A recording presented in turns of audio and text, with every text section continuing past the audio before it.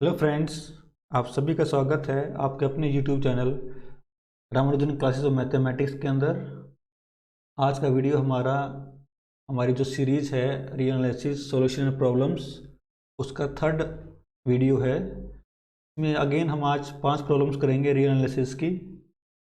उन 5 प्रॉब्लम्स में से हमने जो 2 प्रॉब्लम्स हैं वो आपके IIT जैम स्टेट के एग्ज़ाम से लिए हैं, 2020 के एग्ज़ाम से 2 प्रॉब्लम्स, और एक प्रॉब्लम हमने IIT जैम 2020 के एग्ज़ाम से ली है मैथमेटिक्स के, और 2 प्रॉब्लम हमने आपका CSR नेट जून 2019 के एग्ज़ाम से ली हैं। तो टोटल हम यहाँ पे 5 प्रॉब्लम्स करेंगे। तो हम यहाँ पे आपकी प्रॉब्लम नंबर 11 से लेकर 15 तक करेंगे। 10 प्रॉब्लम पहले ही कर चुके हैं आपकी लास्ट 2 वीडियोज़ के अंदर। तो जिन लोगों को पहली 2 वीडियोज़ आपको देखनी है तो उनका लिंक आपको डिस्क्रिप्शन में मिल जाएगा, डिस्क्रिप्शन में, वहाँ से आप उसको देख सकते हैं। वीडियो स्टार्ट करने से पहले प्लीज़ सब्सक्राइब माय चैनल और press the bell icon button, जिससे कि आपको नई वीडियो का नोटिफिकेशन मिलता रहे। तो आई होप आपको ये सीरीज़ है वो पसंद आ रही होगी। तो चलिए स्टार्टिंग करते हैं। आपका प्रॉब्लम नंबर 11। प्रॉब्लम क्या है? If X in the sequence of real number such that limit n goes to infinity X N by n equals to 0.001, then आपके पास 4 ऑप्शन है। Which of the following is true? First option आपके पास है xn is a bounded sequence, second xn is unbounded sequence, third xn is a convergent sequence, and fourth is xn is monotonically decreasing sequence। तो देखिए कैसे करेंगे इसको। पहले हम ऑप्शन फर्स्ट को चेक करते हैं, xn is bounded sequence। तो इसके लिए हम एक रिजल्ट रिकॉल करते हैं। आपका रिजल्ट क्या होता है? If xn is bounded sequence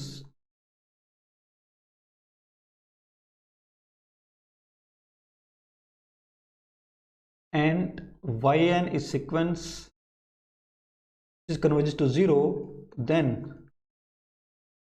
xn yn is convergent sequence which goes to 0।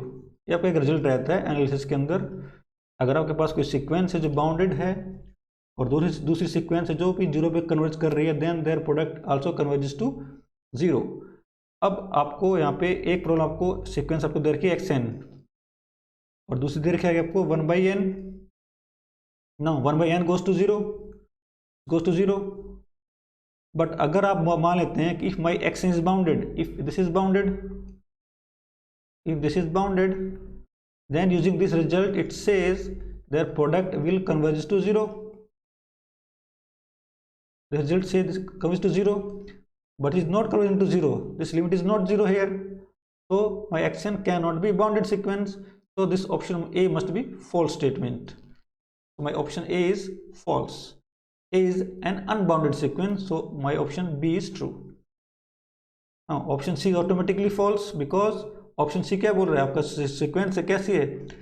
Convergent sequence है, बट ये हो नहीं सकता है क्योंकि आपकी सीक्वेंस कैसी? अनबाउंडेड सीक्वेंस है। तो option C must be wrong.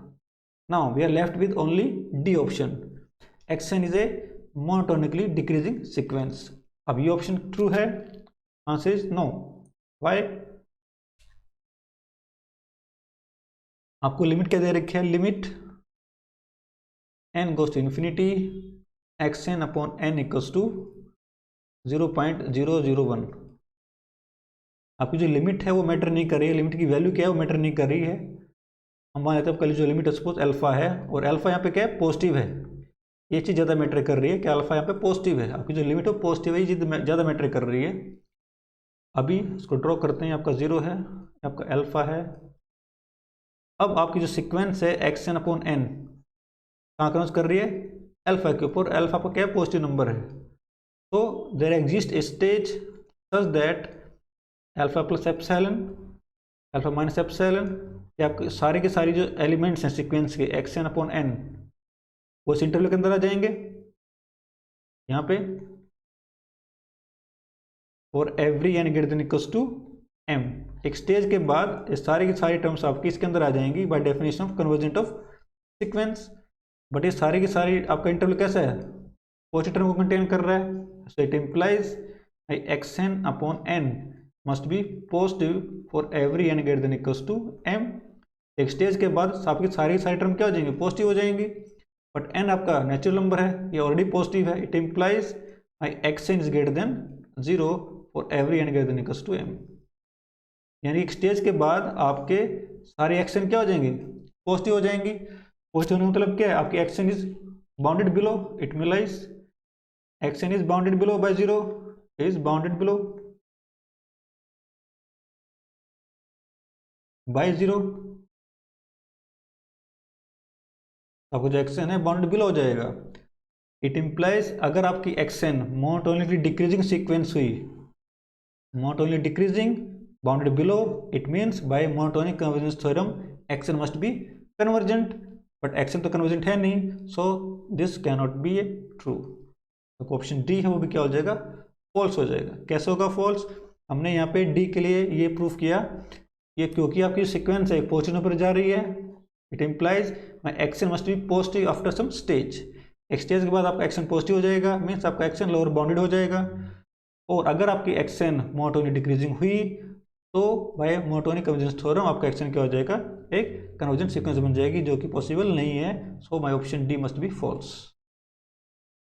Now अब क्वेश्चन हम करते हैं next, which is question number 12। Question number 12 of this series. तो अगेन हमारा जो प्रॉब्लम है आपका जैम स्टेट एग्जाम से हमने लिया है 2020 से। यहाँ आपको बताना which one of the following series is convergent, कौन सी सीरीज आपके यहाँ पे कन्वर्जेंट है। पहले फर्स्ट ऑप्शन चेक करते हैं आपकी सीक्वेंस कितनी है, ए एन जनरल टर्म कितना आपका ए एन है, विच इज 5n+1 अपॉन में 4n+1 to the power n। तो यहाँ लगाएंगे रूट टेस्ट, तो ए एन की पावर 1/n वैल्यू कितनी आ जाएगी, 5n+1 अपॉन में 4n+1।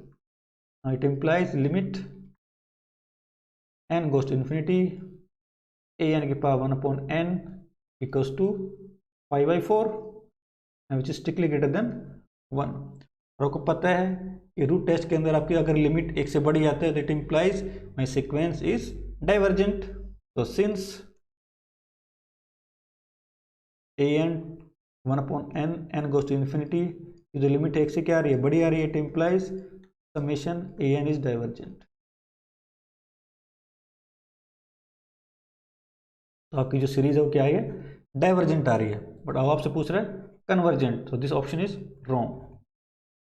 Now option B, option B के लिए हम क्या कर सकते हैं, सपोज आपका एक्शन को मान लेते हैं 1 - 1/n की पावर n आपकी जनरल टर्म होगी। इसकी लिमिट निकालते हैं, limit n goes to infinity X N की वैल्यू कितनी आ गई आपके पास, limit n goes to infinity 1 - 1/n की पावर n। आपको पता है ये लिमिट कितनी है आपके पास, e की पावर -1, यानी आपकी जो लिमिट है वो 0 नहीं आ रही है। तो using general term test this limit is not converging to 0, it implies this sequence can not be convergent. तो ये कन्वर्जेंट होने के लिए आपकी जो जनरल टर्म है this must go to 0, it implies this is not a convergent series. तो आपका ऑप्शन बी भी क्या हो जाएगा, फॉल्स हो जाएगा। Now option C, option C के लिए हम क्या करेंगे, लिमिट कंपैरिजन टेस्ट लगाएंगे ऑप्शन सी के लिए। ऑप्शन सी में आपका टर्म क्या है, sin 1/n upon n to the power 1/n। तो करते हैं,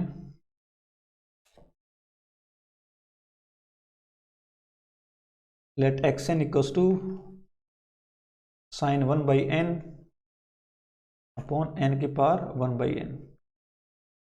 तो हम क्या करेंगे, 1/n से मल्टीप्लाई डिवाइड कर लेते हैं, तो n इंटू में 1/n which is this sin 1/n into n of 1 + 1/n। ये हमने बेस से पावर ऐड कर दिया, तो let 1/n equals to 1/n, let yn equals to 1/n की पावर 1 + 1/n। इसको हम yn मान लेते हैं। It implies xn upon yn equals to sine 1/n upon 1/n। अब मैं लिमिट निकालूंगा, तो limit n goes to infinity xn upon yn equals to, इसकी लिमिट कितनी आएगी जब n goes to infinity, this must be 1 because of sine x upon x goes to 1 as x goes to 0. Using this limit is 1. So using limit comparison test, xn and summation yn both converge and diverge together.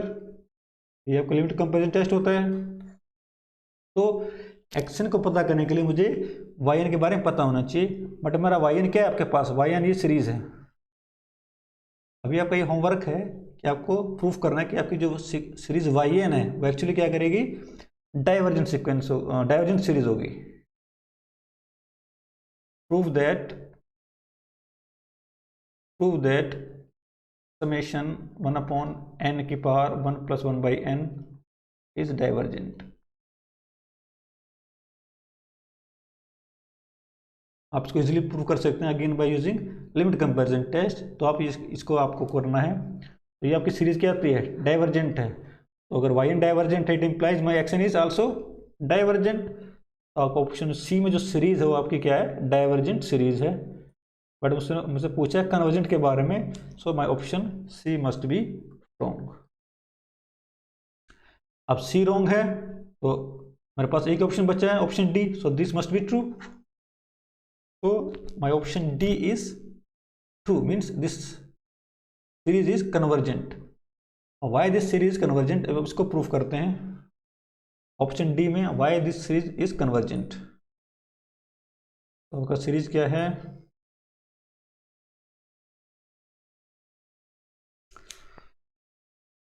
आपके पास xn आपके पास है √n into में 1 - cos 1/n। ये आपके पास series है। आपको proof करना है कि ये सीरीज आपकी क्या करें, कन्वर्ज कर रही है। तो इसके लिए आपको एक रिजल्ट यूज करते हैं। We know that cos x is greater than 1 - x²/2 for every x greater than 0। ये आपको इनइक्वालिटी पता होनी चाहिए। अब जो cos x है वो बड़ा है किससे, 1 - x²/2 से। You can easily prove it by using mean value theorems. तो ये आप यहाँ पे यूज करेंगे इस क्वेश्चन के अंदर। तो अब x यहाँ पुट कर दें 1/n, तो पुट x = 1/n, ऑब्वियसली आपका पॉजिटिव है तो इसको यहाँ पे यूज कर सकते हैं, यहाँ पुट कर देंगे। सो it implies cos of 1/n is strictly greater than 1 - 1/2n²। मुझे क्या चाहिए, -cos 1/n चाहिए, तो इसको माइनस मल्टीप्लाई कर देते हैं। It implies -cos 1/n is less than -1 + 1/2n²। 1 को साइड ले जाते हैं, it implies 1 - cos 1/n is less then 1/2n²। अभी मुझे क्या चाहिए, √n से मुझे मल्टीप्लाई करना है इस चीज़ को, √n से, तो √n से मल्टीप्लाई कर देंगे तो मुझे क्या मिल जाएगा यहाँ से, इट इम्प्लाइज √n इंटू में 1 - cos 1/n is less than 1/2n³/3/2। This is my xn, it implies xn is less than 1/2n³/3/2। Now using comparison test मुझे पता है कि समेशन 1/n³ ये क्या है, कन्वर्जेंट है। This is convergent series by P test, so this is convergent। It implies using comparison test xn must be convergent series, so my option D is true। so my option D is true। देखिए क्या होता है, अभी आपने इस question में देखा कि हमें ऑप्शन A, B और C तीनों को प्रूव कर देगी, तीनों ऑप्शन आपके क्या हैं, रॉन्ग है। तो it implies my option D must be true. But आपको ये रीजन भी पता होना चाहिए कि आपका ऑप्शन डी है वो ट्रू क्यों है।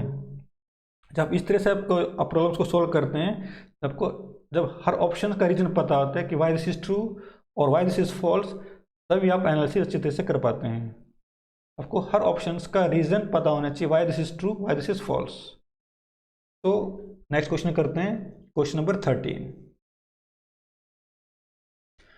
ये प्रॉब्लम हमने लिया है आपका IIT JAM 2020 का प्रॉब्लम है। ये प्रॉब्लम में क्या, आपका पास एक सेट गिवन है 1/n, n belongs to natural number, और एक फंक्शन डिफाइंड आपका f from s to r such that f of x equal to 1/x। Then आपसे उसने पूछा है इस सेट की मैक्सिमम वैल्यू कितनी होगी, maximum of all deltas such that x minus 1/3 का absolute value less than delta, it implies fx minus f of 1/3 का एब्सोल्यूट वैल्यू लेस देन 1। तो मोटा मोटा यहाँ पे क्या है, एक आपको सेट गिवन है, सेट में क्या है आपके डेल्टाज हैं, वो डेल्टा कौन से हैं जो सर्टेन कंडीशन को सेटिस्फाइड कर रहे हैं, तो उन डेल्टाज का आपको मैक्सिमम निकालना है, यानी सुप्रीमम निकालना है इस डेल्टा का। क्वेश्चन ये है। तो देखिए कैसे करेंगे, आसान क्वेश्चन है, स्ट्रेट फॉरवर्ड है। पहले हम फंक्शन के बारे में देखते हैं। पहले डोमेन, आपके डोमेन क्या है, 1/n है, तो f ऑफ x की वैल्यू कितने आपको गिवन है, 1/x, तो it implies f of 1/3 is equal to 3। आपके जो डोमेन के पॉइंट्स क्या हैं, 1/n है, तो f ऑफ 1/n की वैल्यू कितनी आएगी आपके पास, इट विल बी n। ठीक है, आपकी जो रेंज है हमेशा क्या आएगी, एक नेचुरल नंबर होगी, this is natural number.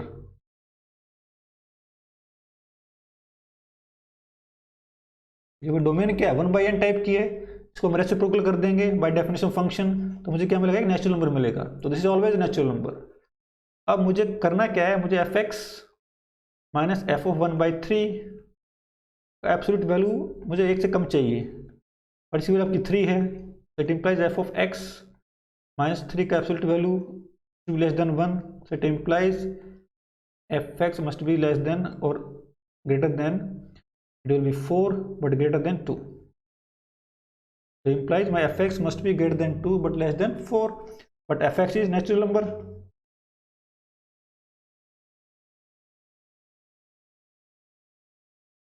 it implies fx must be 3।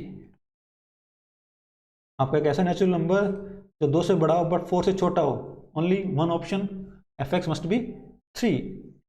तो fx आपके पास 3 होना चाहिए, यानी कि आप जो भी ये इंटरवल निकाल रहे हैं इसमें सिर्फ एक ही पॉइंट हो सकता है डोमेन का, वो कौन सा हो सकता है, 1/3। It implies my x must be 1/3। तो आप जितने भी डेल्टा निकालेंगे आपको ये श्योर करना है कि उस डेल्टा, उस इंटरवल के अंदर सिर्फ और सिर्फ डोमेन का एक ही पॉइंट आना चाहिए, कौन सा, 1/3। तो देखिए अब इसको थोड़ा मार्क करते हैं।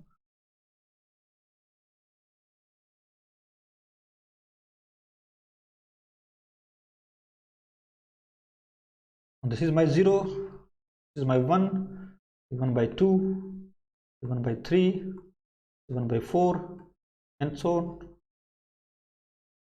अब मुझे क्या करना है, x minus 1/3 less than delta. अब मुझे श्योर करना है कि ये चीज़ क्या होगी, ये एक इंटरवल होगा around 1/3, that is 1/3 minus delta, 1/3 plus delta.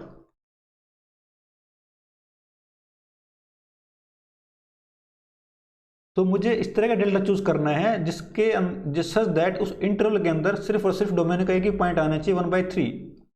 तो देखिए अगर मैं इसको मैक्सिमम कहाँ तक जा सकता हूँ, डेल्टा को यहाँ तक, ये लेंथ कितनी है आपके पास, 1/2 minus 1/3 which is I think 1/6, this length is 1/6। और अगर इस लेंथ को मैं अगर मेजर करता हूँ, ये लेंथ कितनी आ जाएगी पास, 1/3 minus 1/4, so it will B 1/12, it will be what, 1/12। so this is my 1/12, this length is 1/12 and this is 1/6। now अगर आपकी मैक्सिमम लेंथ दोनों में से कौन सी है, ऑब्वियसली आपकी मैक्सिमम लेंथ ये है। तो अगर मैं इस इंटरवल को 1/3 के राउंड मैक्सिमम यहाँ तक लेके जाता हूँ 1/12 की लेंथ तक, तो इसमें सिर्फ और सिर्फ आपका एक ही पॉइंट आएगा 1/3 डोमेन का, और जहाँ पे फंक्शन वैल्यू कितनी मिलेगी आपको, 3 मिल जाएगी, तो आपकी जो कंडीशन है वो सेटिस्फाइड हो जाएगी। तो my delta must be less than और इक्वल्स टू 1/12। क्योंकि अगर आप डेल्टा को 1/12 से ज़्यादा ले लेंगे तो आपका जो इंटरवल है वो 1/4 को कंटेन कर जाएगा, तो आपकी डोमेन में फिर ये पॉइंट भी आ जाएगा, और एफ ऑफ 1/4 की वैल्यू कितनी बनेगी आपके पास, 4 बन जाएगी। और अगर आप 4 पुट कर देंगे तो ये कंडीशन आपकी सेटिस्फाइड नहीं होगी, फिर ये कंडीशन सेटिस्फाइड नहीं होगी। इट इम्प्लाइज मैं सिर्फ और सिर्फ डेल्टा को तब तक चूज कर सकता हूँ जब आपका डेल्टा 1/4 को भी आपको इंक्लूड ना करे, ना ही 1/2 को इंक्लूड करे। So my delta can be at the most I can take 1/12। तो इसका जो मैक्सिमम वैल्यू कितनी आएगी डेल्टा की, इट विल बी 1/12। तो दिस इज 1/12। आई होप आपको ये जो प्रोसीजर है, जो आपको आइडिया है वो क्लियर हो गया होगा। इस क्वेश्चन हमने क्या किया है, हमने पहले ये पॉइंट निकाले जो इसको सेटिस्फाइड करेंगे। यहाँ पे सिर्फ एक ही पॉइंट आ रहा है, x = 1/3 is the only point which satisfied this. Now अब मैंने 1/3 के अराउंड एक मैक्सिमम कितना बड़ा इंटरवल ले सकता हूँ जिससे कि आपका सिर्फ और सिर्फ डोमेन का एक ही पॉइंट आए 1/3, इसके अलावा नहीं आए। तो उसके लिए मैंने क्या किया, 1/3 से आगे वाला पॉइंट 1/2 है, इससे पीछे वाला पॉइंट आपका 1/4 है। मैंने दोनों का डिस्टेंस मेजर कर लिया, एक आपका 1/6 आ रहा है, एक आपका 1/12 आ रहा है। ये आपका डिस्टेंस कम है, ये आपका डिस्टेंस ज़्यादा है। तो एट द मोस्ट मैं 1/12 डिस्टेंस तक जा सकता हूँ 1/3 से ज़्यादा नहीं जा सकता मैं, अदरवाइज आपके डोमेन के दूसरे पॉइंट इसके अंदर इंक्लूड हो जाएंगे। तो माई ऑप्शन और करेक्ट आंसर तो दिस प्रॉब्लम इज 1/12। तो delta can be at the most 1/12। तो नेक्स्ट क्वेश्चन करते हैं, 14th क्वेश्चन। यह वो क्वेश्चन है CSR नेट जून 2019 से। अगेन एक प्रॉब्लम आपका सेकेंड सीरीज के ऊपर है। ये प्रॉब्लम क्या है, suppose that xn is sequence of positive reals and let yn equals to xn upon 1 + xn। सबसे पहले तो आपका जो xn है क्या आपका पॉजिटिव रियल नंबर की सीक्वेंस है, और yn आपके पास गिवन है आपको xn upon 1 + xn। Okay, now which of the following is true if xn is convergent if yn is convergent। या आपका जो xn है कन्वर्जेंट होगा अगर yn कन्वर्जेंट हो। This is obviously wrong because अगर आप xn को ले लेते हैं suppose n, then yn equals to n upon 1 + n, this converges to 1, but xn does not converge, is not convergent, is not convergent। so my option first is wrong। second, yn is convergent if xn is convergent। अगर xn convergent है तो क्या yn convergent होगा, yn क्या आपके पास ratio of 2 sequence है, one sequence is xn जो आपको देर का कन्वर्जेंट है, दिस इज कन्वर्जेंट, और दूसरी सीक्वेंस आपके पास क्या है 1 + xn, this is also convergent. तो ratio of this two must be convergent provided ये आपकी जो सीक्वेंस है 1 + xn this should not go to 0। ये आपकी 0 पे नहीं जानी चाहिए। अगर ये 0 पे नहीं जा रही है तो ratio of 2 convergent sequence must be convergent. But क्या ये 0 पे जा सकती है, no, 1 + xn is not convergent to 0, is not convergent to 0।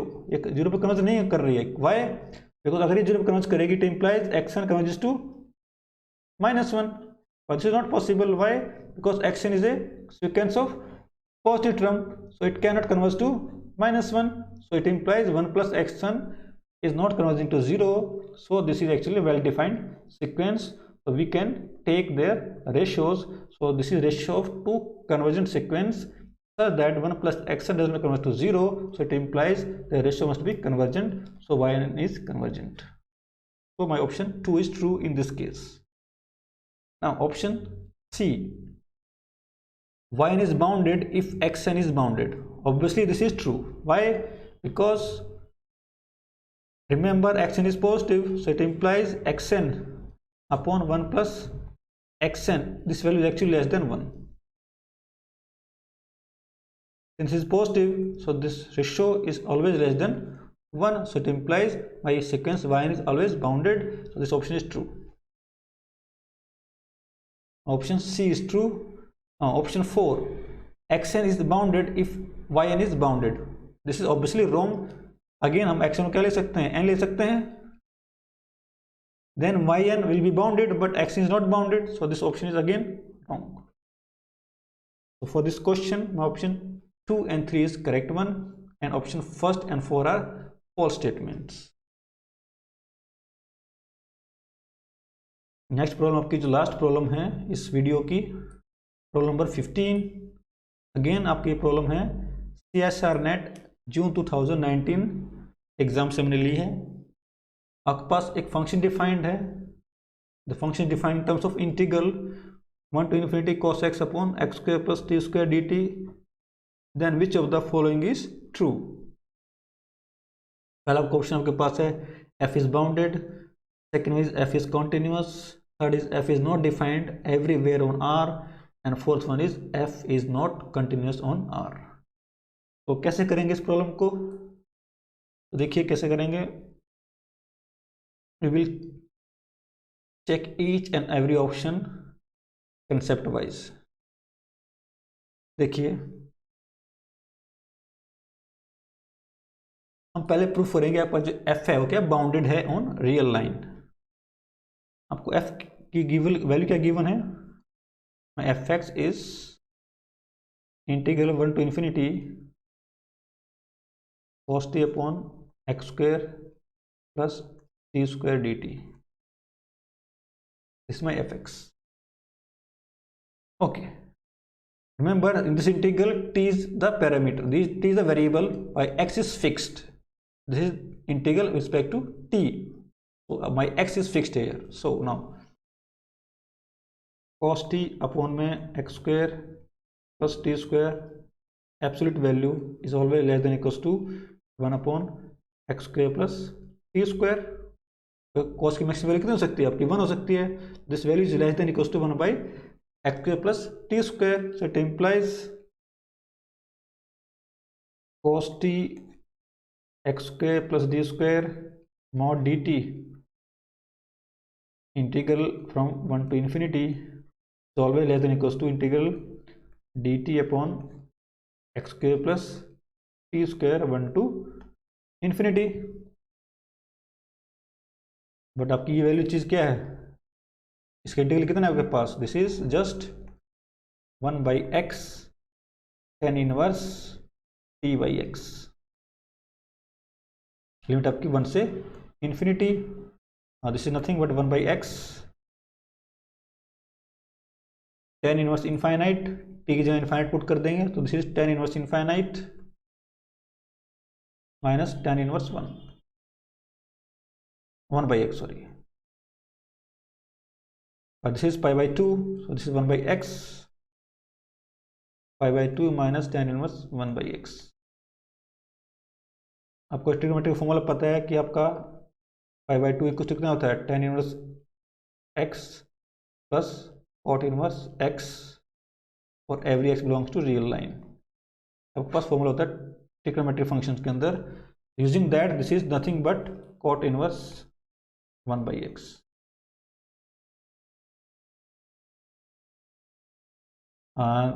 और this is equals to what, this is tan inverse x, this is tan inverse x upon में x, because tan inverse x is equals to cot inverse 1 by x when x is positive. हमारे case आपका जो x है क्या positive है, तो this is this, but tan inverse x की maximum value कितनी हो सकती है आपकी, less than, this is pi by 2 because tan inverse x is always less than pi by 2, this value is less than pi by 2, but my x is greater than 1, so it implies this value is less than pi by 2। तो यहाँ पे मैंने क्या proof किया दिया है कि आपका जो इंटीग्रल है इसकी this is always less then pi by 2। तो मुझे यहाँ से क्या मिल गया आपके पास, दिस इज माई fx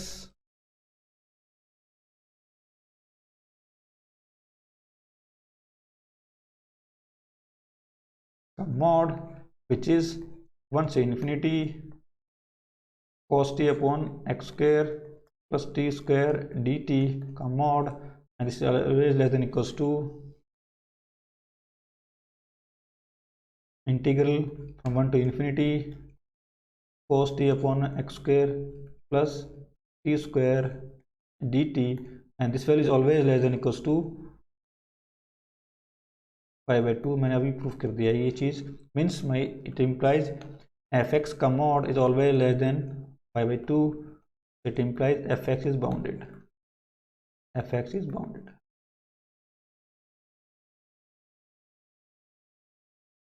तो यहाँ हमने ईच स्टेप को जस्टिफाई किया है कि Y this is true, my f x is actually bounded function, so my option first one is true. Okay, now f is continuous. Second option, why option fourth is f is not continuous.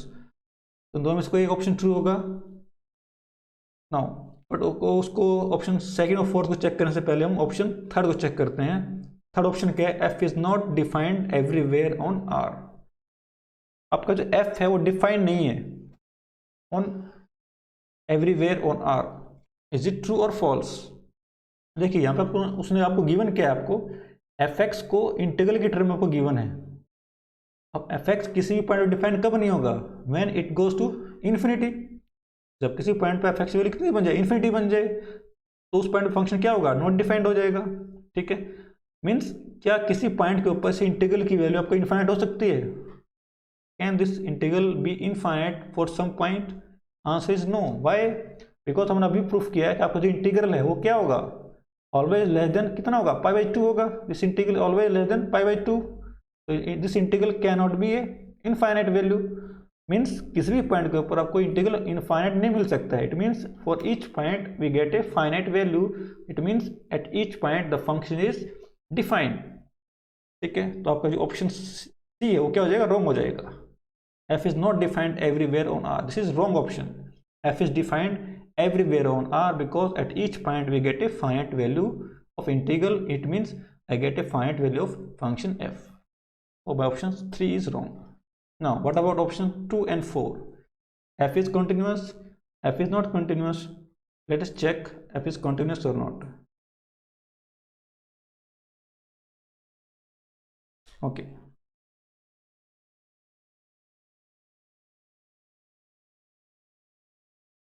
Late X naught belongs to are.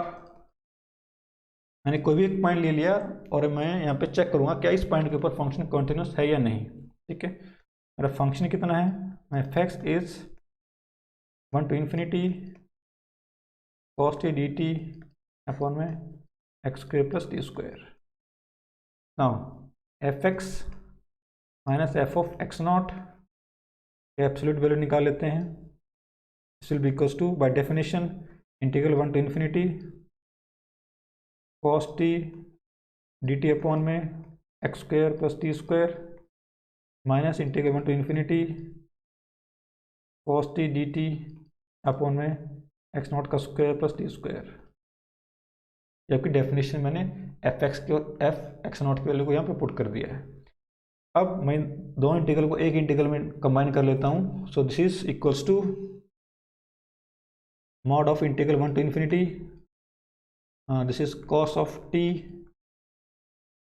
upon में x square plus t square minus 1 upon x naught square plus t square into में dt। ये आपका मैंने एक integral से combine कर लिया। LCM ले लेते हैं। It will be equals to 1 to infinity cos t is x square minus x naught square upon में x square plus t square into में x naught square plus t square. This is d t, this is integral. Now again cos की maximum value कितनी होगी? 1 होगी। So it will be less than equals to 1 to infinity x square minus x naught का square mod d t upon में x square plus t square into में x naught square plus t square.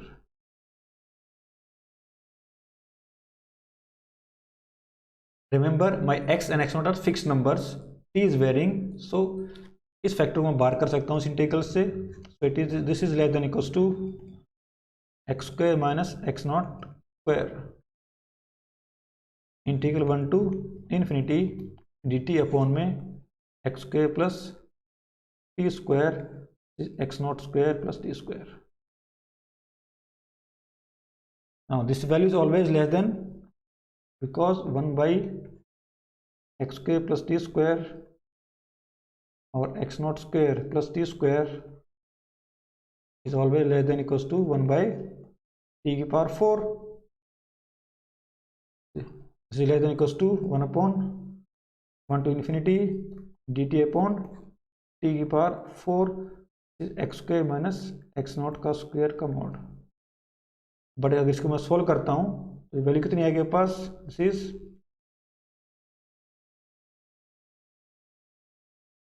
-1/3 t cube limit 1 to infinity into में x square minus x naught का square. तो limit put करेंगे infinite, t की जगह पे कितना हो जाएगा, अपर लिमिट 0 हो जाएगी, 0 लोअर लिमिट आपकी 1 तो 1/3 आ जाएगा. टोटल यहाँ आपका 1/3 आ जाएगा. This is 1/3 x not minus x naught का स्क्वायर नॉट.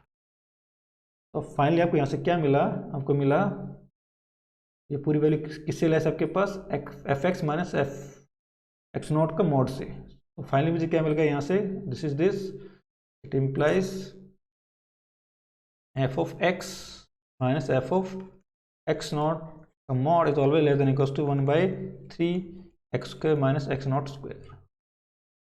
तो यहाँ से ये चीज़ मिल गई. Now limit x goes to x naught f x minus f of x naught का mod less than equals to limit x goes to x naught 1/3 x square minus x naught का square. This limit goes to 0, it implies limit x goes to x naught f of x minus f of x naught equal to 0. It implies limit x goes to x naught f of x is equal to actually f of x naught. It implies my f is continuous at point x naught. तो आपका जो function है वो point x naught पे क्या है, continuous है. अब क्योंकि आपका एक्स नॉट कोई भी आर्बिट्री पॉइंट है, it means my function is continuous everywhere on real line. My option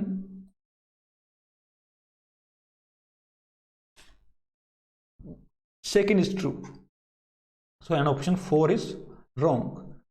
तो f is continuous on R.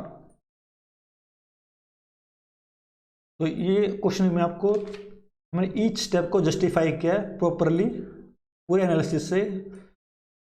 तो आपका जो मेथड है थोड़ा सा बड़ा हो सकता है, जैसे मैंने फंक्शन को कंटिन्यूस प्रूफ किया by using all this inequalities, ठीक है. But this is the correct way to do a problem. ये आपका बिल्कुल सही तरीका है किसी प्रॉब्लम को करने का.